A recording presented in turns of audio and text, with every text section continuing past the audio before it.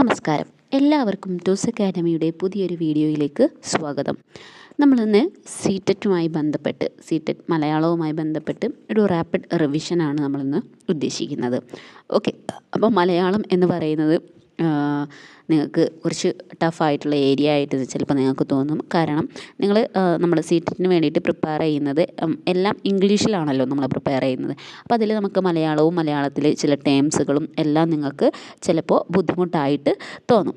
Okay, പക്ഷേ നമുക്ക് ഇത് നമ്മൾ പുസ്തകം നോക്കി പഠിച്ചിട്ടില്ലെങ്കിൽ പോലും നമുക്ക് ചോദ്യം വായിച്ച് തന്നെ നമുക്ക് നമ്മുടെ കോമൺ സെൻസ് ഉപയോഗിച്ച് ചെയ്യാൻ പറ്റുന്ന തരത്തിലുള്ള ചോദ്യങ്ങൾ തന്നെയാണ് നിങ്ങൾക്ക് ഉണ്ടാകുന്നത്. ഓക്കെ, പിന്നെ അതിൽ ചില ടേംസുകളും കാര്യങ്ങളും ഒക്കെ നമുക്ക് പഠിക്കണമെങ്കിൽ നമുക്ക് പുസ്തകങ്ങളുടെയോ അല്ലെങ്കിൽ ഒരു കോച്ചിങ്ങിൻ്റെയോ ഒക്കെ സഹായം വേണ്ടിവരും. ഓക്കെ, അപ്പോൾ നമ്മളിന്ന് സി-ടെറ്റ് മലയാളവുമായി ബന്ധപ്പെട്ടിട്ടുള്ളൊരു റാപ്പിഡ് റിവിഷനാണ്. ഓക്കെ, അപ്പം നമുക്ക് നമ്മുടെ ക്വസ്റ്റ്യൻ പേപ്പർ നിങ്ങൾക്ക് അനലൈസ് ചെയ്യുന്ന സമയത്ത് നമ്മുടെ ക്വസ്റ്റ്യൻ പേപ്പറിൽ നമുക്ക് വരുന്നത് കൂടുതലായിട്ടും വൊക്കാബുലറി മലയാളം എന്ന് പറഞ്ഞിട്ടുള്ള ഭാഗത്ത് നിന്ന് വരുന്നത് വൊക്കാബുലറിയുമായി ബന്ധപ്പെട്ടിട്ടുള്ള കാര്യങ്ങളാണ് കൂടുതലായിട്ടും വരിക. ഓക്കെ, അപ്പോൾ അതിൽ നമ്മൾ തുടർച്ചയായിട്ട് കണ്ടുവരുന്ന രണ്ട് കാര്യങ്ങളാണ്. ഒന്ന് പര്യായവും അതുപോലെ തന്നെ വിപരീതം പോലുള്ള കാര്യങ്ങൾ. ഇതാണ് നമ്മുടെ ക്വസ്റ്റ്യൻ പേപ്പറിൽ തുടർച്ചയായിട്ട് നമുക്ക് വന്ന് കണ്ടിട്ടുള്ള മലയാളവുമായി ബന്ധപ്പെട്ടിട്ട്, അതായത് പക്ക മലയാളം എന്ന് പറയില്ലേ, നമ്മൾ പെഡഗോജി സെക്ഷൻ ഒഴിവാക്കിയിട്ടുള്ള മലയാളവുമായി ബന്ധപ്പെട്ടിട്ടുള്ള കാര്യങ്ങളിൽ ഏറ്റവും കൂടുതൽ വന്നിട്ടുള്ളത് പര്യായം അതുപോലെ തന്നെ വിപരീതം എന്നിവയാണ്. ഓക്കെ, അപ്പോൾ ഇതിൽ നമുക്ക് കുറച്ച് പര്യായങ്ങൾ നമ്മൾ നേരത്തെ തന്നെ പഠിച്ച് വെക്കുകയാണെങ്കിൽ നമുക്ക് നമ്മുടെ ക്വസ്റ്റ്യൻ പേപ്പറിൽ ചോദിച്ചിട്ടുള്ള കാര്യങ്ങൾ, അപ്പോൾ അതിൽ ഉൾപ്പെടാത്തത് ഏത് അല്ലെങ്കിൽ ഉൾപ്പെടുന്നത് ഏത് എന്നുള്ള രീതിയിലുള്ള ചോദ്യങ്ങളാണ് വരുന്നത്. ഓക്കെ, അപ്പം നമ്മൾ കുറച്ച് മുമ്പ് നമ്മൾ ചെയ്തിട്ടുള്ള ഒരു പ്രീവിയസ് ഇയർ ക്വസ്റ്റ്യൻ പേപ്പറിൻ്റെ ഒരു വീഡിയോ നിങ്ങൾ കാണുമ്പോൾ നിങ്ങൾക്ക് മനസ്സിലാവും ഏത് തരത്തിലാണ് ഇത്തരത്തിലുള്ള ചോദ്യങ്ങൾ വന്നിട്ടുള്ളത് എന്ന്. ഓക്കെ, അപ്പം നമുക്ക് നോക്കാം. അപ്പോൾ കള്ളൻ എന്നുള്ളതിന് നമ്മൾ പറയുന്ന മറ്റു പേരുകളാണ് പര്യായം എന്ന് പറഞ്ഞാൽ എന്താണ് എന്ന് നിങ്ങൾക്കറിയായിരിക്കും. നമ്മൾ ഒരേ അർത്ഥത്തിൽ ഉപയോഗിക്കുന്ന വ്യത്യസ്ത വാക്കുകളെയാണ് നമ്മൾ പര്യായം എന്ന് പറയുന്നത്. ക്ലിയർ? ഇപ്പം നമ്മൾ കയ്യിന് നമ്മൾ കൈ എന്ന് മാത്രമാണ് ഉപയോഗിക്കുക, അല്ല കരം, ഹസ്തം, ഭുജം, ബാഹു എന്നൊക്കെ ഉപയോഗിക്കും. ഓക്കെ, അപ്പം ഇത്തരത്തിൽ ഒരു പദത്തിന് തന്നെ ഒരേ അർത്ഥത്തിൽ ഉപയോഗിക്കുന്ന രണ്ട് വ്യത്യസ്ത പദങ്ങളെയാണ് നമ്മൾ എന്ത് പറയുന്നത്, പര്യായം എന്ന് പറയുന്നത്. അപ്പോൾ കള്ളൻ എന്ന അർത്ഥത്തിൽ നമ്മൾ ഉപയോഗിക്കുന്ന മറ്റ് പദങ്ങളാണ് നമ്മൾ പറയുന്നത് തസ്കരൻ, ചോരൻ, മോഷ്ടാവ്. തസ്കരൻ, ചോരൻ, മോഷ്ടാവ്. ഓക്കെ, ഇനി കര എന്നതിന് നമ്മൾ പറയുന്ന മറ്റു പേരുകളാണ് പറയുന്നത് തീരം, കുലം, കച്ചം, പ്രതീരം. തീരം, കുലം, കച്ചം, പ്രതീരം. ഓക്കെ, അപ്പോൾ കള്ളൻ എന്നുള്ളത് തസ്കരൻ, ചോരൻ, മോഷ്ടാവ്. കര, തീരം, കുലം, കച്ചം, പ്രതീരം. ഇനി കറുപ്പ് എന്നുള്ളതിൻ്റെ പര്യായമാണ് കൃഷ്ണം, നീലം, അസിതം. ഓക്കെ, കറുപ്പ്, കൃഷ്ണം, നീലം, അസിതം. കാരവം, കരടം, വായസം, അരിഷ്ടം. കാരവം, കരടം, വായസം, അരിഷ്ടം. ഓക്കെ, അപ്പോൾ ഇതിൽ പരഭൃത്ത് എന്ന് പറഞ്ഞാലും എന്ത് തന്നെയാണ്, കാക്ക തന്നെയാണ് കേട്ടോ. കാകൻ എന്ന് പറഞ്ഞാൽ ബലിബുക്ക് എന്നൊക്കെ പറഞ്ഞാൽ കാക്ക എന്നുള്ള അർത്ഥത്തിൽ തന്നെയാണ് ഉപയോഗിക്കുന്നത്. ഓക്കെ, അപ്പോൾ കാക്ക, കാരവം, കരടം, വായസം, അരിഷ്ടം. അപ്പോൾ ഇതിൽ നമ്മൾ ഉപയോഗിക്കാത്തത്, ഇതിൽ എഴുതാത്തത് പറഞ്ഞിട്ടുള്ള പര്യായങ്ങളാണ് പറയുന്നത് ബലിബുക്ക്, പരഭൃത്ത്, കാകൻ. ക്ലിയർ? ഇനി കാറ്റിൻ്റെ പര്യായങ്ങളാണ് പറയുന്നത് മാരുതൻ, പവനൻ, അനിലൻ, വാദം. മാരുതൻ, പവനൻ, അനിലൻ, വാദം. ക്ലിയർ? അപ്പം നമ്മൾ അഞ്ച് വാക്കുകളാണ് നമ്മളിന്ന് പര്യായമായിട്ട് നോക്കിയിട്ടുള്ളത് ആദ്യത്തെ സെക്ഷനിൽ. അപ്പോൾ അതിൽ കള്ളൻ, കര, കറുപ്പ്, കാക്ക, കാറ്റ്, ഇത്രയാണ് നമ്മൾ ഇന്ന് നോക്കിയിട്ടുള്ളത്. ഇനി ഇതിൽ തന്നെ വരുന്ന ഒരു 5 കൂടി നമുക്ക് നോക്കാം. നമുക്ക് ഇപ്പോൾ നോക്കാൻ കഴിയില്ല. നമുക്ക് പ്രധാനപ്പെട്ടിട്ടുള്ള കുറച്ച് കാര്യങ്ങൾ മാത്രമാണ് നമ്മൾ നോക്കുന്നത്. ഇനിയിപ്പോൾ നമ്മൾ നോക്കിയത് തന്നെ വരണം എന്ന് നിർബന്ധമില്ല. അപ്പോൾ നിങ്ങൾ എന്ത് ചെയ്യാം, നമുക്ക് എത്രമാത്രം നിങ്ങൾക്ക് ഈ പര്യായ പദങ്ങൾ അല്ലെങ്കിൽ വിപരീതങ്ങൾ പഠിക്കാൻ കഴിയുമോ അത്രയും നിങ്ങൾ പഠിച്ച് വെക്കുക അല്ലെങ്കിൽ മനസ്സിലാക്കി വെക്കുക. ഓക്കെ, കിശോരൻ എന്ന് പറഞ്ഞാൽ കുട്ടി, പൈതൽ, അർഭകൻ. അപ്പോൾ കുട്ടി, പൈതൽ, അർഭകൻ. ഇനി കുയിൽ പറഞ്ഞാൽ കോകിലം, പികം, പരഭ്രതം. കോകിലം, പികം, പരഭൃതം. ഓക്കെ, അപ്പോൾ പരഭൃത്ത് എന്നുള്ളത് നമ്മൾ ഏതിനെയാണ് പറയുന്നത്? കാക്കയായിരുന്നു പറഞ്ഞിട്ടുണ്ടായിരുന്നത്. ഓക്കെ, പരഭൃതം. ഇനി കുതിര, അശ്വം, തുരകം, ഹയം, വാജി. ഓക്കെ, കുതിര, അശ്വം, തുരകം, ഹയം, വാജി.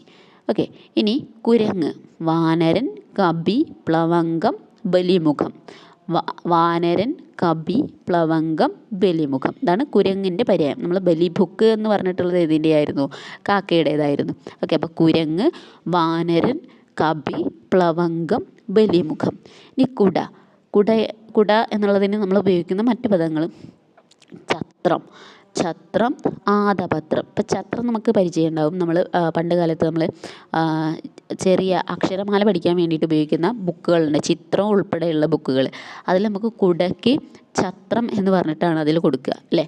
കുട, ഛത്രം, ആദപത്രം. ഒന്നുകൂടി പറയാം. കിശോരൻ, കുട്ടി, പൈതൽ, അറഭകൻ, കുയിൽ, കോകിലം, പികം, പരഭൃതം, കുതിര, അശ്വം, തുരകം, ഹയം, വാജി, കുരങ്ങ്, വാനരൻ, കപി, പ്ലവംഗം, ബലിമുഖം, കുട, ഛത്രം, ആദപത്രം. ഓക്കെ, ഇനി നമുക്ക് കുറച്ച് പര്യായങ്ങളാണ് നമ്മൾ നോക്കുന്നത്. ഓക്കെ, പര്യായങ്ങൾ. നമുക്ക് ഇതിൽ ആദ്യം നമ്മൾ പറഞ്ഞിട്ടുള്ള ഈ ഭാഗം, അതായത് നമ്മൾ ഇവിടെ കൊടുത്തിട്ടുള്ള ഈ ആദ്യത്തെ ഈ വാക്ക് നമുക്ക് ഒരു പ്രീവിയസ് ആയിട്ട് വന്നിട്ടുള്ളൊരു ചോദ്യമാണ് കേട്ടോ. അപ്പോൾ പരുഷത്തിൻ്റെ വിപരീതമാണ് മൃദു. പരുഷത്തിൻ്റെ വിപരീതമാണ് മൃദു. ഓക്കെ, പാശ്ചാത്യം, പൗരസ്ത്യം. പാശ്ചാത്യം എന്ന് പറഞ്ഞാൽ വിദേശത്ത് ഉള്ളത് എന്നുള്ള അർത്ഥത്തിൽ. ഓക്കെ, പൗരസ്ത്യം എന്ന് പറഞ്ഞാൽ സ്വദേശത്തുള്ളത് എന്നുള്ള രീതിയിൽ. പാശ്ചാത്യം, പൗരസ്ത്യം. പുരോഗതി, പശ്ചാത്ഗതി. പുരോഗതി, പശ്ചാത്ഗതി. പുതുമ, മുതുമ. പുഞ്ചിരി, അട്ടഹാസം. പുഞ്ച, നഞ്ച. ഇനി നീരസൻ, സരസൻ. നിർജീവം, സജീവം. നിരർത്ഥകം, സാർത്ഥകം. നിരുപാധികം, സോപാധികം. പണ്ഡിതൻ, പാമരൻ. ഒന്നുകൂടി പറയാം. പരുഷം, മൃദു. പാശ്ചാത്യം, പൗരസ്ത്യം. പുരോഗതി, പശ്ചാത്ഗതി. പുതുമ, മുതുമ. പുഞ്ചിരി, അട്ടഹാസം. പുഞ്ച, നഞ്ച. നീരസൻ, സരസൻ. നിർജീവം, സജീവം. നിരർത്ഥകം, സാർത്ഥകം. നിരുപാധികം, സോപാധികം. പണ്ഡിതൻ, പാമരൻ. ഓക്കെ, ഇനി നമ്മൾ പറയുന്നത് പെഡഗോജിയായിട്ട് ബന്ധപ്പെട്ടിട്ടുള്ള ഒരു ഭാഗമാണ് പറയുന്നത്.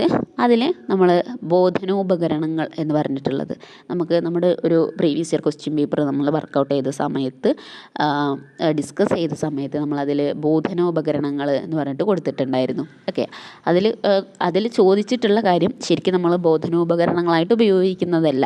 അത് ഭാഷാ പഠനത്തിന് വേണ്ടി കുറച്ച് സാധനങ്ങൾ, ഇപ്പോൾ ചട്ടി, വട്ടി, കൊട്ട, പ്ലേറ്റ്, അങ്ങനത്തെ കുറച്ച് സാധനങ്ങൾ ടീച്ചർ ക്ലാസ്സിലേക്ക് കൊണ്ടുവരുന്നു. അപ്പോൾ ഇത് ഏത് ഗണത്തിലാണ് പെടുത്തുന്നത് എന്ന് ചോദിച്ച് കുറച്ച് ഓപ്ഷനുകൾ നമുക്ക് തന്നിട്ടുണ്ടായിരുന്നു. അതിൽ ബോധനോപകരണങ്ങൾ എന്ന് പറഞ്ഞിട്ടുള്ള ഒരു ഓപ്ഷൻ ഉണ്ടായിരുന്നു അല്ലേ? അപ്പോൾ നമ്മൾ കുട്ടിയെ പഠിപ്പിക്കാൻ വേണ്ടിയിട്ട് എന്ത് തന്നെ കൊണ്ടുവന്നാലും അതെന്ത് തന്നെയാണ്? ബോധനോപകരണങ്ങൾ എന്ന് പറഞ്ഞിട്ടുള്ളതിലാണ് ഉൾപ്പെടുത്തുക. അപ്പോൾ ഈ ബോധനോപകരണം പഠിപ്പിക്കാൻ ഉപയോഗിക്കുന്ന ഉപകരണങ്ങൾ. അപ്പോൾ അതിൽ നമുക്ക് ടെക്സ്റ്റും നമ്മൾ കൊണ്ടുവരുന്ന ഗ്ലോബ്, ചാർട്ട്, അങ്ങനെയുള്ള കാര്യങ്ങളൊക്കെ എന്തിൽ ഉൾപ്പെടും? ബോധനോപകരണങ്ങളിൽ ഉൾപ്പെടും. ഓക്കെ, പക്ഷേ ബോധനോപകരണങ്ങളെ നമ്മൾ യഥാർത്ഥമായിട്ടുള്ള രീതിയിൽ 5 രീതിയിലാണ് നമ്മൾ ഈ ബോധനോപകരണങ്ങളെ വിഭജിക്കുന്നത്. അതിൽ ഗ്രാഫിക് ഉപകരണങ്ങൾ, 3D ഉപകരണങ്ങൾ, ദൃശ്യശ്രാവ്യ ഉപകരണങ്ങൾ, ഡിസ്പ്ലേ ഉപകരണങ്ങൾ, വിക്ഷേപണ ഉപകരണങ്ങൾ. ഇതാണ് പ്രധാനമായിട്ടും ബോധനോപകരണങ്ങളുടെ ഒരു സെക്ഷൻ എന്ന് പറയുന്നത്. ഗ്രാഫിക് ഉപകരണങ്ങൾ, 3D ഉപകരണങ്ങൾ, ദൃശ്യശ്രാവ്യ ഉപകരണങ്ങൾ, ഡിസ്പ്ലേ ഉപകരണങ്ങൾ, വിക്ഷേപണ ഉപകരണങ്ങൾ. ഇനി ഗ്രാഫിക് ഉപകരണങ്ങളിൽ ഉൾക്കൊള്ളുന്നതാണ് ചാർട്ടുകൾ, ഗ്രാഫുകൾ, ചിത്രങ്ങൾ, കാർട്ടൂണുകൾ, മാപ്പുകൾ. Okay, map. Okay, clear? അപ്പോൾ ചാർട്ടുകൾ, ഗ്രാഫുകൾ, ചിത്രങ്ങൾ, കാർട്ടൂണുകൾ, മാപ്പുകൾ, ഇതൊക്കെ ഗ്രാഫിക് ഉപകരണങ്ങളിൽ ഉൾക്കൊള്ളുന്നതാണ്. പിന്നെ 3D ഉപകരണങ്ങളിൽ ഉൾക്കൊള്ളുന്നതാണ് രൂപങ്ങൾ, മാതൃകകൾ, ഡയോരാമകൾ, ഗ്ലോബ്. രൂപങ്ങൾ, മാതൃകകൾ, ഡയോരമകൾ, ഗ്ലോബ് ഇതൊക്കെ 3D ഉപകരണങ്ങളിൽ ഉൾക്കൊള്ളുന്നതാണ്. ഇനി ദൃശ്യശ്രാവ്യ ഉപകരണങ്ങൾ. ദൃശ്യശ്രാവ്യം നമുക്ക് കാണാനും കേൾക്കാനും കഴിയുന്ന ഉപകരണങ്ങൾ ഉൾക്കൊള്ളുന്നതാണ് റേഡിയോ, ടെലിവിഷൻ, ടേപ്പ് റെക്കോർഡർ, ഫിലിമുകൾ, കമ്പ്യൂട്ടർ ഇതൊക്കെ ദൃശ്യശ്രാവ്യ ഉപകരണങ്ങളാണ്. ഓക്കെ. ഇനി ഡിസ്പ്ലേ ഉപകരണങ്ങൾ. Bulletin board, flannel board, chalk board, peg board, magnetic board ഇതൊക്കെ ഏതിൽ ഉൾക്കൊള്ളുന്നതാണ്? ബോധനോപകരണങ്ങളായിട്ടുള്ള ഡിസ്പ്ലേ ഉപകരണങ്ങൾ എന്ന് പറഞ്ഞിട്ടുള്ള ഭാഗത്ത് വരുന്നതാണ്. ഇനി വിക്ഷേപണ ഉപകരണങ്ങൾ. OPEC projector, OHP, slide projector, LCD ഇതൊക്കെയാണ് വിക്ഷേപണ ഉപകരണങ്ങൾ എന്ന് പറഞ്ഞിട്ടുള്ള രീതിയിൽ വരുന്നത്. ക്ലിയർ? അപ്പോൾ ബോധനോപകരണങ്ങൾ എന്ന് പറഞ്ഞാൽ നമ്മൾ പഠിപ്പിക്കാൻ ഉപയോഗിക്കുന്ന ഉപകരണങ്ങളാണ്. നമുക്ക് തന്ന ചോദ്യത്തിനനുസരിച്ച് വേണം നിങ്ങൾ ചെയ്യാനായിട്ടോ. അപ്പോൾ നമുക്ക് തന്ന ബോധനോപകരണങ്ങളുമായി ബന്ധപ്പെട്ടിട്ടുള്ള ഒരു ചോദ്യത്തിൽ നമ്മളിപ്പോൾ പറഞ്ഞിട്ടുള്ള കാര്യങ്ങളൊന്നും വന്നിട്ടില്ല എങ്കിൽ പോലും നമ്മൾ പഠിപ്പിക്കാൻ വേണ്ടിയിട്ട് അതിലെന്ത് ഉപയോഗിക്കുന്നു, എന്താണ് ചോദ്യത്തിൽ പറയുന്നത്. ഇപ്പോൾ ഒരു പുസ്തകം ഉപയോഗിക്കുകയാണെങ്കിൽ അതും എന്ത് തന്നെയാണ്? ബോധനോപകരണമാണ്. അല്ലെങ്കിൽ കുട്ടിക്കൊരു പൂവിനെ കുറിച്ച് പഠിക്കാൻ വേണ്ടിയിട്ട് ടീച്ചർ എന്ത് കൊണ്ടുവന്നിട്ടുണ്ട്? ഒരു പൂവ് കൊണ്ടുവന്നിട്ടുണ്ട്. അപ്പോൾ ആ പൂവ് എന്തിൽ തന്നെയാണ് ഉൾക്കൊള്ളുന്നത്? അതും ബോധനോപകരണത്തിൽ തന്നെയാണ് ഉൾക്കൊള്ളുന്നത്. അപ്പോൾ നിങ്ങൾ ചോദ്യം മനസ്സിലാക്കിയിട്ട് വേണം ആൻസർ ചെയ്യാൻ. ഇനി നമ്മൾ പറയുന്നത് പഠന സമീപനങ്ങളാണ്. ഓക്കെ. അപ്പോൾ ഒരു പഠിതാവ് പഠന വസ്തുവിനെ എങ്ങനെ സമീപിക്കുന്നു എന്നുള്ളതാണ് പഠന സമീപനം എന്നതുകൊണ്ട് ഉദ്ദേശിക്കുന്നത്, അല്ലേ? അപ്പം നമ്മൾ ഓരോരുത്തരും പഠിക്കാനായിട്ട് നമ്മൾ ആ ഒരു കാര്യം പഠിക്കാനായിട്ട് ഇപ്പോൾ നിങ്ങൾ CTET എക്സാം എഴുതാൻ വേണ്ടിയിട്ട് ഈ മലയാളം പഠിക്കുന്നതിന് വേണ്ടി ഈ മലയാളത്തെ എങ്ങനെ സമീപിക്കുന്നു എന്നുള്ളതാണ് ഇവിടെ പഠന സമീപനം എന്നതുകൊണ്ട് ഉദ്ദേശിക്കുന്നത്. അപ്പോൾ ഇതെന്താണ്? പഠനവുമായി ബന്ധപ്പെട്ടിട്ടുള്ള ഒരു പ്രേരണയും ഉദ്ദേശ്യവും കൂടി ചേർന്ന അടിത്തറയിലാണ് പഠിതാവിൽ രൂപപ്പെടുന്നത്. അപ്പോൾ പഠന സമീപനം എന്ന് പറയുന്നത് എന്താണ്? പഠനവുമായിട്ട് ബന്ധപ്പെട്ടിട്ടുള്ള ഒരു പ്രേരണ, നമുക്കൊരു ഇൻസ്പിരേഷൻ ഉണ്ടായിരിക്കും. അതുപോലെ തന്നെ നമ്മൾ എന്തിനു പഠിക്കുന്നു, എന്താണ് പഠിക്കുന്നത് എന്നതിൻ്റെ ഒരു ഉദ്ദേശമല്ലേ, അത് രണ്ടും കൂടി ചേർന്നിട്ടുള്ള അടിത്തറയിൽ നിന്നാണ് എന്ത് രൂപപ്പെടുന്നത്? പഠന സമീപനം രൂപപ്പെടുന്നത്. ഓക്കെ. നമ്മളെങ്ങനെ ആ ഒരു കാര്യം പഠിക്കുന്നതിന് നമ്മളെങ്ങനെ അപ്രോച്ച് ചെയ്യണം എന്നുള്ളത് ഈ രണ്ട് കാര്യങ്ങളെ അടിസ്ഥാനമാക്കിയിട്ടാണ് എന്നുള്ളതാണ് പറയുന്നത്. ഓക്കെ. ഇനി സ്വന്തം പഠനത്തിൻ്റെ ദിശ നിർണ്ണയിക്കുന്നത് ഈ അടിത്തറയിൽ നിന്നുകൊണ്ട് പഠിതാവ് സ്വയമേവ തന്നെയാണ്. അപ്പം നമ്മുടെ പഠനം എങ്ങനെയായിരിക്കണം എന്ന് നമ്മൾ നിർണ്ണയിക്കുന്നത് ഈ ഒരു അടിത്തറയിൽ നിന്നുകൊണ്ടാണ് എന്നാണ് പറയുന്നത്. അപ്പോൾ അങ്ങനെയാകുമ്പോൾ എന്താണ്? നമുക്ക് നമ്മുടെ പഠന പ്രക്രിയ സ്ഥിരമായിട്ടുള്ളൊരു മാറ്റത്തിലൂടെ കടന്നു പോകും എന്നുള്ളതാണ് പറയുന്നത്. ഓക്കെ. അപ്പം നമ്മുടെ പഠനത്തിൻ്റെ ദിശ നമുക്ക് തന്നെ നിർണ്ണയിക്കാൻ ഈ ഒരു രീതി സഹായകമാകും. അപ്പോൾ പഠിക്കാനുള്ള വളരെ സ്ഥിരമായ പ്രേരണയും ഉദ്ദേശ്യങ്ങളും കൂടി ചേർന്ന് പഠനത്തിന് സ്ഥിരമായ ഒരു മാനം രൂപീകരിക്കപ്പെടുന്നതാണ് പഠന സമീപനങ്ങൾ. അപ്പം നമുക്ക് പഠിക്കാനുള്ള ഒരു കാര്യം പഠിക്കാനുള്ള ഏറ്റവും സ്ഥിരമായിട്ടുള്ള നമ്മുടെ പ്രേരണ, അതായത് നമ്മൾ ഇന്ന് പഠിച്ച പോലെ ആയിരിക്കില്ല ചിലപ്പോൾ നാളെ പഠിക്കുക, അല്ലേ?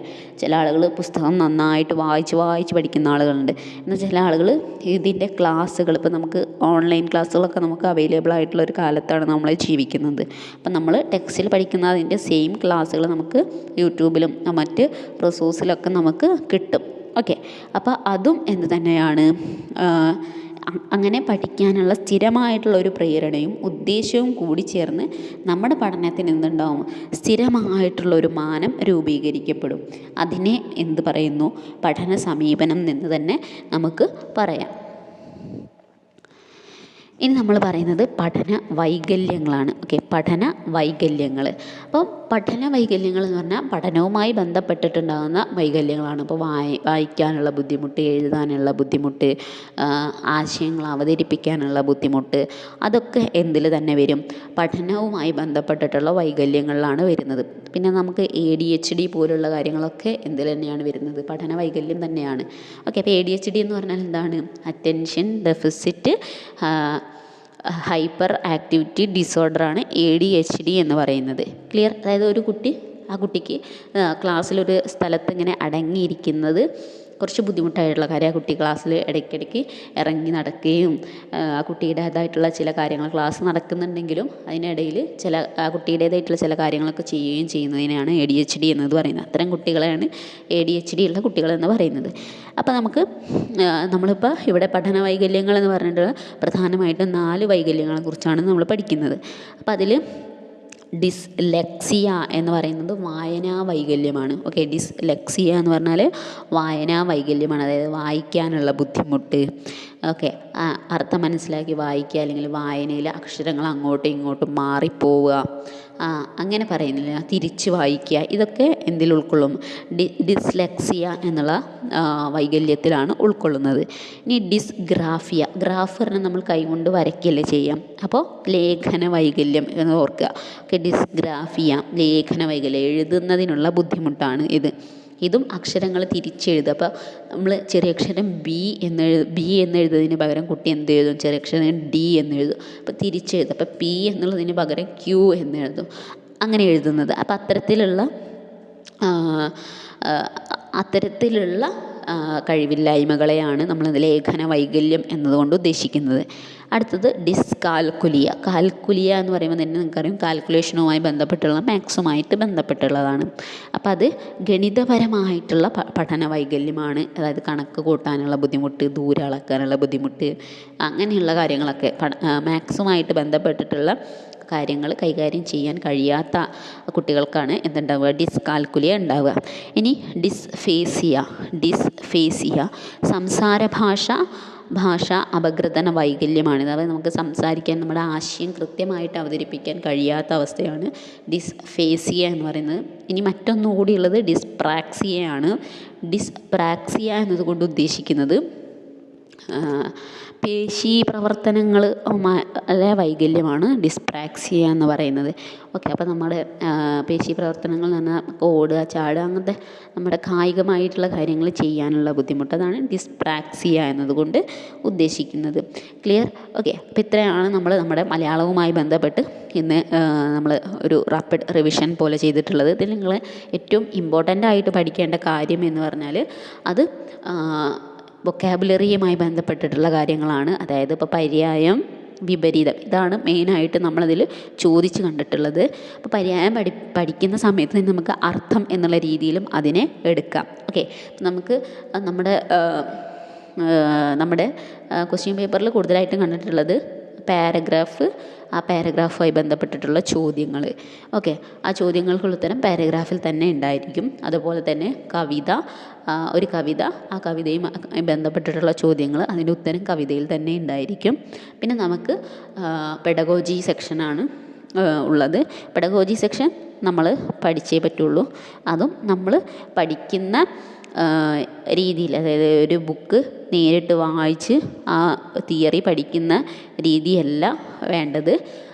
നമുക്ക് അത് ആപ്ലിക്കബിൾ ആയിട്ടുള്ള ചോദ്യങ്ങളാണ് നമ്മുടെ ക്വസ്റ്റ്യൻ പേപ്പറിൽ കണ്ടിട്ടുള്ളത്. അപ്പോൾ നമ്മൾ തിയറി പഠിച്ചത് കൊണ്ട് മാത്രം കാര്യമില്ല, അതെങ്ങനെയാണ് നമ്മുടെ ആസ് എ ടീച്ചർ എന്ന നിലയിൽ നമ്മളെങ്ങനെ അത് നമ്മുടെ സ്കൂളിൽ അല്ലെങ്കിൽ നമ്മുടെ കുട്ടികളുടെ അടുത്ത് നമ്മളത് അപ്ലൈ ചെയ്യും എന്നുള്ളത് കൂടി അറിഞ്ഞിരിക്കേണ്ട രീതിയിലാണ് ചോദ്യങ്ങൾ വരുന്നത്. ഓക്കെ, അപ്പോൾ ചോദ്യം വായിക്കുമ്പോൾ നിങ്ങൾ എന്ത് ചെയ്യുക? നിങ്ങൾ അതായത് ആ ക്ലാസ് റൂമിലെ ആ കുട്ടി, നിങ്ങളുടെ മുന്നിൽ ഉണ്ടാകുന്ന ആ കുട്ടി, അത് നിങ്ങളുടെ കുട്ടിയാണെങ്കിൽ നിങ്ങൾ എന്ത് ചെയ്യും എന്നുള്ളതാണ് ഇവിടെയുള്ള ചോദ്യം എന്ന് പറയുന്നത്. ഓക്കെ, അപ്പോൾ നിങ്ങളത് ആ രീതിയിൽ ചോദ്യത്തെ മനസ്സിലാക്കിയിട്ട് വേണം ചെയ്യാൻ. Okay, clear? അപ്പോൾ നമുക്ക് വീണ്ടും മറ്റൊരു ക്ലാസ്സുമായിട്ട് വരാം. Thank you.